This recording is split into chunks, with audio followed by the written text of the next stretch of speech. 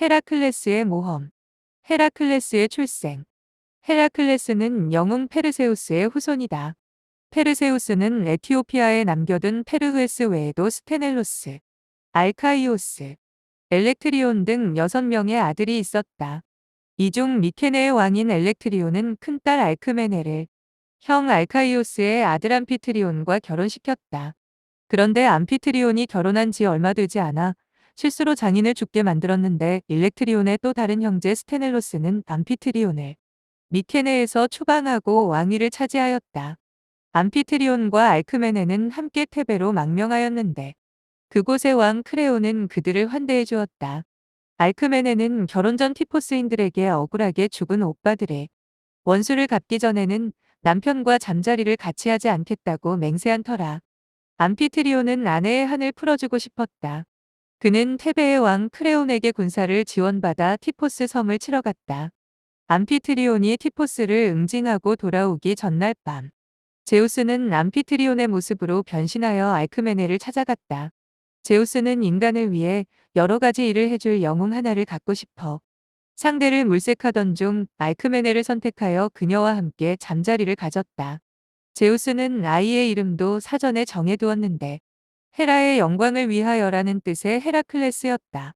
알크메네는 다음날 진짜 암피트리온이 돌아와 전황을 자세히 설명하는데 전날에 온 남편의 이야기와 토시 하나 틀리지 않아 놀라움에 휩싸였다. 아내의 이상한 태도에 마음이 상한 암피트리온은 예언가 테이레시아스를 찾아가 그 이유를 물었다. 테이레시아스는 웃으며 사실대로 말해주었지만 신들의 왕 제우스의 뜻이니 어찌하지 못하고 운명으로 받아들였다. 제우스는 헤라클레스가 태어날 때가 되자 신들을 모아놓고 선언했다. 앞으로 페르세우스 일가에서 태어나는 아이는 인근의 모든 나라를 호령하는 왕이 될 것이다. 라는 것이다. 헤라는 그 말을 듣고 아무것도 모르는 채 하며 제우스에게 그 말이 정말이냐고 물었다. 그러자 제우스는 스틱스 강에 맹세한다고 힘주어 말했다. 그러자 헤라는 산파의 여신 에일레이티이아를 보내 알크메네의 해산을 지연시켰다. 그 사이 자신은 페르세우스의 또 다른 아들 스테넬로스의 아내가 예정일보다 3달 빨리 아이를 낳도록 했다. 그 아이가 바로 에우리스테우스였다. 에어리스테우스는 제우스의 약속대로 나중에 티린스의 왕이 되었다. 제우스의 말 실수로 헤라클레스는 왕위를 놓치게 된 것이다. 에우리스테우스는 태어났지만 알크메네는 방 앞에서 팔짱을 끼고 책상 다리를 한 채 앉아 있는 산파의 여신 때문에 여전히 해산을 하지 못하고 있었다. 이때 알크메네의 하녀 갈란티스가 방에서 뛰쳐나오면서 환호성을 지르며 아이가 태어났다고 소리쳤다. 깜짝 놀란 산파의 신 에일레이티이아는 자신도 모르게 마법의 자세를 풀고 벌떡 일어났다. 바로 그 순간 알크메네는 몸을 풀었다. 산파의 신은 속은 것에 분노하며 갈란티스를 족제비로 변신시켰다. 이후 알크메네는 제우스와의 관계에서는 헤라클레스를, 암피트리온과의 관계에서는 이피클레스라는 상둥이 형제를 낳았다. 은하수가 생긴 까닭. 제우스는 헤라클레스를 신으로 만들고 싶었다. 그러기 위해서는 헤라클레스가 어렸을 때 헤라의 젖맛을 보아야 했다. 제우스는 어느 날 헤라가 깊이 잠든 것을 확인하고 어린 헤라클레스를 데려와 헤라의 젖을 물렸다. 헤라클레스는 젖을 빨다가 실수로 그만 헤라의 살을 깨물고 말았다. 헤라가 화들짝 놀라며 헤라클레스를 뿌리치자 그녀의 가슴에서 젖이 뿜어져 나와 하늘에 뿌려졌다. 그러자 하늘에 하얀 길이 아름답게 펼쳐졌는데 그게 바로 은하수이다. 그래서 은하수를 영어에서는 밀키웨이라고 한다. 살인과 속죄. 헤라클레스는 테베에서 다양한 교육을 받았다. 암피트리온은 전차 모는 법을, 아우톨리코스는 레슬링을, 에우리토스는 활 쏘는 법을, 카스토르는 무기 다루는 법을 가르쳤다. 또 헤르메스에게서는 칼을, 아폴론에게서는 활과 화살을, 헤파이스토스에게서는 황금 갑옷을, 아테나에게서는 외투를 받았다. 헤라클레스가 리라의 대가 오르페우스의 동생 미노스에게 음악 교육도 받았는데 그는 음악에 소질이 없었다. 자꾸만 실수를 저지르자 스승 미노스가 그를 심하게 꾸짖고 매까지 들었다.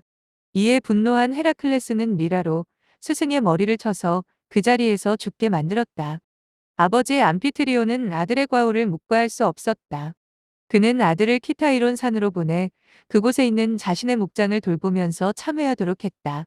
당시 키타이론 산에는 무서운 사자 한 마리가 살고 있었는데 암피트리온의 목장뿐만 아니라 테스피아이의 왕 테스피오스의 목장도 약탈하곤 했다. 헤라클레스는 그 골칫덩이 사자를 단숨에 해치워버리자 테스피오스 왕은 그의 용맹함에 감탄하여 그로부터 손자를 얻고 싶었다. 그에게는 50명의 딸이 있었는데 50일 동안 테스피우스의 궁전에 머물며 날마다 다른 공주를 번갈아 가며 사랑은 나눌 수 있게 해주었다.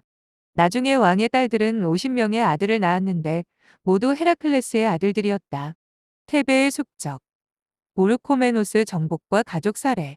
테베의 페리에레스라는 사람이 오르코메노스의 왕 클레메노스를 돌로 쳐 치명상을 입혔는데 클레메노스는 죽으면서 아들 에르긴스에게 복수를 해달라고 유언을 했다. 왕위에 오른 에르긴스는 군사를 이끌고 테베를 공격하여 점령한 후 테베와 평화조약을 맺었다. 그 조약에 따르면 테베는 매년 소 100마리를 20년간 조공으로 바쳐야만 했다. 헤라클레스가 테스피오스 궁전에서 나와 키타이론 산으로 돌아오는 길에 테베로 조공을 받으러 가는 오르코메노스의 사신들과 마주쳤다. 그는 사신들의 귀와 코를 잘라 실액되어 맨 다음 옷에 조공이라 서서 오르코메노스로 돌려보냈다. 그러자 에르기누스 왕은 노발대발하며 즉시 테베를 향해 출정을 하였다. 테베의 왕 크레오는 절대적으로 불리한 사움이라 헤라클레스를 양도하고 전쟁을 피할 생각이었다. 그러나 헤라클레스는 테베의 젊은이들을 광장에 모아놓고 일장연설을 하였다. 영원히 에르기누스의 속국이 되느냐 아니면 우리 조상들이 피땀 흘려 이루어낸 독립을 지키느냐는 우리 손에 달려있다. 테베의 젊은이들이여. 우리 모두 힘을 합해 조국을 지킵시다. 자, 모두 나를 따르시오. 헤라클레스의 연설에 감동을 받은 젊은이들은 신전에 쌓아둔 녹슨 무기들을 들고 헤라클레스와 함께 결사항전하며 오르코메노스의 군대를 격퇴시켰다. 신전에는 테베 조상들이 각종 전쟁에서 승리할 때 신에게 바친 녹슨 무구들이 많이 쌓여 있었다. 내친 김에 오르코메노스를 급습하여 궁전을 불태우고 도시를 점령한 후 오르코메노스는 해마다 자신들이 받았던 것보다 2배로 많은 조공을 테베에 바치도록 했다. 크레온 왕은 헤라클레스에게 감사의 표시로 딸 메가라를 아내로 주었다. 메가라는 헤라클레스의 첫째 부인이 되었는데 아들 둘을 낳고 한동안 행복하게 살았다. 그러자 질투의 화신 헤라는 헤라클레스의 행복을 두고 볼 수 없어 그에게 광기를 몰아넣었다. 광기에 빠진 헤라클레스는 아내 메가라는 사자로 아들 둘은 하이에나로 보였다. 그는 갑자기 그들에게 달려들어 모두 목 졸라 죽이고 말았다.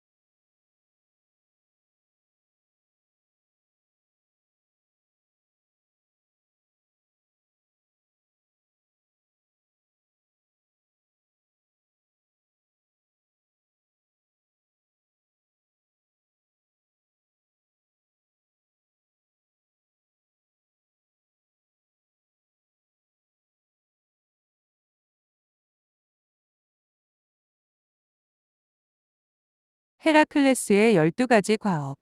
자식을 죽인 후 정신이 든 헤라클레스는 자신이 저지른 범죄에 경악했다. 그는 스스로 테베를 떠나 델피의 아폴론 신전에 가 죄를 씻으려면 어떻게 해야 할지 신탁을 물었다. 여사제 파티아가 대답했다.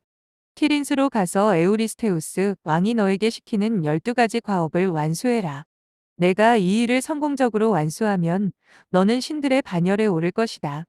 자신의 왕위를 가로챈 에우리스테우스 왕이지만 헤라클레스는 자존심을 버리고 임무를 완수하겠다고 나섰다. 네메아의 사자. 에우리스테우스는 헤라클레스에게 첫 번째 과업으로 네메아 지방에 사자를 잡아오라고 명령했다. 네메아의 사자는 티폰의 아들 오르트로스와 괴물 뱀 에키드나 사이에서 태어났는데 스핑크스와는 형제 사이였다. 헤라클레스는 네메아로 가는 도중 한 농부의 오두막집에서 하룻밤을 묵었는데 그는 그 농부의 집 옆에 서 있는 올리브 나무가지를 꺾어 무기로 쓸 단단한 몽둥이 하나를 만들었다. 네메아에 도착한 헤라클레스는 사자굴을 찾아 어슬렁거리던 사자를 발견하고 잽싸게 화살을 날렸지만 화살은 단단한 사자의 가죽을 뚫지 못하고 미끄러져 버렸고 사자는 굴 안으로 사라져 버렸다. 사자굴은 입구가 2개 있었는데 헤라클레스는 입구 하나를 바위로 막은 다음 다른 입구를 통해 몽둥이를 휘두르며 굴 속으로 들어갔다. 사자가 나타나자 한참 동안 눈을 노려보며 기싸움을 벌이다가 갑자기 달려들어 맨손으로 목을 졸라 죽였다. 헤라클레스가 죽은 사자를 메고 궁전으로 들어오는 것을 본 에우리스테우스 왕은 공포에 쌓여 청동 항아리 속으로 몸을 숨기며 앞으로 궁전 안으로 전리품을 들이지 마라. 궁전 밖에서 해도 충분하다. 앞으로 내 전령을 통해 명령을 전달하겠다. 당장 사자의 사체를 갖고 궁전에서 나가라고 말했다. 헤라클레스는 집으로 돌아와 사자의 가죽을 벗겨 바보처럼 몸에 걸쳤다. 사자의 머리 부분은 모자처럼 그의 머리에 딱 맞았다. 헤라는 죽은 사자가 불쌍해 하늘의 별자리로 박아주었다. 히드라. 헤라클레스의 2번째 과업은 괴물 히드라를 죽이는 것이었다. 히드라는 티폰의 자식으로 9개의 머리를 지닌 흉측한 괴물뱀이다. 헤라클레스는 히드라의 은신처를 찾아 우선 불화살을 날려 히드라를 넓은 평지로 내몰았다. 히드라가 모습을 나타내자 재빨리 히드라의 머리 하나를 칼로 베었지만 그것이 소용없는 것이라는 걸 알았다. 9개의 머리 중 한가운데 있는 머리는 죽지도 않았고 다른 머리들은 자르면 그 자리에서 2개가 새로 솟아올랐다. 더 곤혹스러운 것은 습지에서 히드라의 친구인 개들이 튀어나와 그의 발을 계속 무는 것이었다. 헤라클레스는 혼자서 이 괴물을 당해낼 수 없다는 것을 알고 이올라우스를 불렀다. 이올라우스는 동생 이피클레스의 아들로 조카지만 그의 마부이자 친한 친구 사이였다. 헤라클레스가 히드라의 목을 자르자마자 이올라우스는 불쏘시개로 상처를 비벼 찢었다. 둘은 이렇게 히드라의 8개의 머리를 모두 베어내고 남은 불사의 머리 하나는 잘라 커다란 바위 밑에 묻어버렸다. 헤라클레스는 죽은 뱀의 몸통을 가르고 고인 피에 자신의 전통에 있는 모든 화살촉을 적셨다. 히드라의 치명적인 독이 화살촉에 입혀진 것이다. 이 화살은 앞으로 헤라클레스의 수많은 적들을 쓰러뜨리는 데 사용되지만 후에 자신을 죽음으로 네모는 화살이 되고 만다. 케리네이아의 사슴. 3번째 과업으로 케리네이아의 사슴을 산채로 잡아오는 것이었다. 사슴은 황금뿔을 지니고 있었으며 아르테미스의 소유였다. 지역의 농작물을 못쓰게 만들었는데 무척 빨랐다. 헤라클레스는 꼬박 1년 동안 끈질기게 추적해야만 했다. 결국 아르카디아의 라돈강 근처에서 녀석을 잡았는데 헤라클레스가 그물로 잡았다는 설과 잠들어 있는 사이에 은밀하게 덮쳤다는 설이 있다. 헤라클레스는 사슴을 어깨에 메고 아르카디아 지방을 지나가다 아폴론과 아르테미스 여신을 만났는데 여신은 화를 내며 그에게 사슴을 돌려달라고 요구했다. 헤라클레스는 모든 책임은 에우리스테우스 왕에게 있다며 여신을 달랬다. 그러자 여신은 화를 죽이며 사슴을 다치게 하지 말고 곧 풀어주라고 당부했다. 농작물도 훼손하지 않을 것이라는 말도 덧붙였다. 헤라클레스는 사슴을 에우리스테우스 왕에게 보인 후 약속대로 다시 숲에 풀어주었다. 에리만토스의 멧돼지. 아르카디아 에리만토스 산의 멧돼지를 산채로 잡아오는 것이 4번째 과업이었다. 헤라클레스는 에리만토스로 가는 도중에 폴로스라는 켄타우로스족의 집에 잠시 쉬게 되었다. 폴로스는 헤라클레스가 목이 마르다고 하자 광에서 포도주를 꺼내 대접하였다. 그러자 다른 켄타우로스족들이 포도주 냄새를 맡고 그의 집으로 몰려들었다. 그들은 포도주는 켄타우로스족의 공동 소유이기 때문에 폴로스가 자기 손님에게 내놓으려면 자신들의 허락을 구해야 했다며 그를 질책하며 소동을 벌였다. 헤라클레스는 그들과 싸워 일부는 화살을 쏘아 죽이고 일부는 산으로 내쫓아 버렸다. 싸움이 끝난 뒤 화살의 위력에 놀라 하나를 들고 살펴보던 폴로스는 실수로 그만 발에 떨어뜨렸다. 그러자 히드라의 독이 온몸에 퍼져 죽고 말았다. 켄타우로스족이었던 케이론도 전투 중 헤라클레스가 실수로 쏜 화살을 맞고 부상을 당했다. 케이론은 끔찍한 고통 때문에 죽고 싶었지만 그럴 수도 없었다. 그는 신들처럼 불멸의 몸이었기 때문이다. 케이론은 프로메테우스의 덕택으로 편안하게 지하 세계로 내려갈 수 있었는데 프로메테우스가 케이론의 불멸성을 받고 대신 그에게 자신의 유한한 생명을 주었기 때문이다. 켄타우로스족과의 싸움이 마무리되자 헤라클레스는 멧돼지 사냥을 시작했다. 그는 멧돼지를 에리만토스산 기슭에 쌓인 깊은 눈 속으로 몰아서 생포하였다. 멧돼지를 산채로 묶어 어깨에 메고 가 궁전 앞에 내려놓자 에우리스테우스 왕은 이번에도 청동 항아리 속으로 몸을 숨겼다.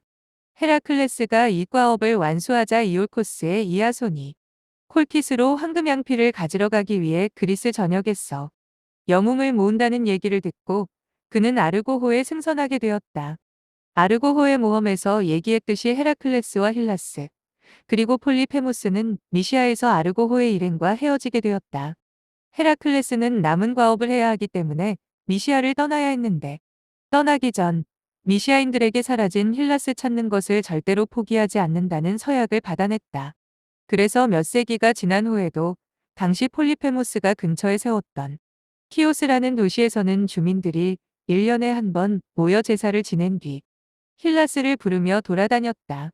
또 한참 후에 헤라클레스는 우연히 테노스 섬에서 칼라이스와 제테스를 만났는데 단박에 그들을 죽여버렸다. 그들은 헤라클레스 일행이 아르고 호에 승선하지 못했음을 알고도 출항할 것을 주장한 장본인이었기 때문이다.